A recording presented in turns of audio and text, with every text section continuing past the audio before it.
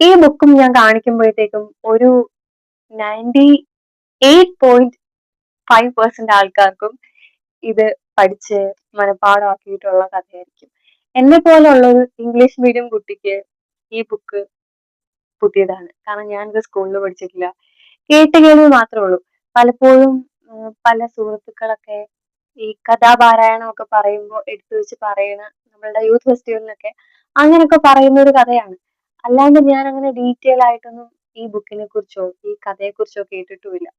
അപ്പൊ എന്നെ സംബന്ധിച്ച് അല്ലെങ്കിൽ എന്നെ പോലെ ഒരു ഇംഗ്ലീഷ് മീഡിയം സ്കൂളിൽ പഠിച്ച കുട്ടിക്ക് ഈ ബുക്ക് പുതുതായിരിക്കും. ഈ ഇംഗ്ലീഷ് മീഡിയത്തിൽ പഠിച്ചിട്ട് മലയാള ഭാഷയോടുള്ള ഒരു ഒരു എന്താ പറയാ ഒരു അറ്റാച്ച്മെന്റ് നമുക്ക് നഷ്ടപ്പെടും. കാരണം മലയാളം എവിടെയും സംസാരിക്കില്ല. ഇംഗ്ലീഷിനാണ് അവിടെ എല്ലായിടത്തും മെയിൻ പ്രാധാന്യം.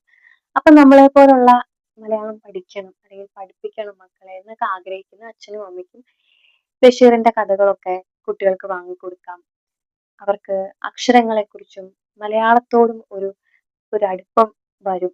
പിന്നെ ഇതൊരു നല്ല കഥയാണ്. കൊച്ചു കുട്ടികൾക്കും വലിയ കുട്ടികൾക്കും ഏത് പ്രായക്കാർക്കും വായിക്കാൻ പറ്റുന്ന. ഒരു പക്ഷേ നിങ്ങൾ തന്നെ പറയുന്നുണ്ടോ ഇതൊക്കെ ഞാൻ ഇന്ന് എത്രയോ വർഷം മുന്നേ തൊട്ടേ കണ്ടുകൊണ്ടിരിക്കുന്നതാണെന്നൊക്കെ. ഈ ബുക്കും ഞാൻ ഒറ്റ ദിവസം കൊണ്ട് വായിച്ചു തീർത്തതാണ്.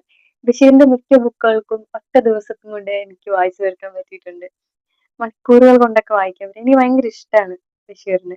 കാരണം അത്രയും ഭയങ്കര രസമായിട്ടാണ് പുള്ളിക്കാരന്റെ ഓരോ വാക്കുകളും എഴുത്തുകളും എല്ലാം നമുക്കിങ്ങനെ രസിച്ച് നമ്മൾ ആ ആളുടെ കൂടെ നമ്മൾ സഞ്ചരിക്കുന്ന ഒരു ഫീല് നമുക്ക് കിട്ടും.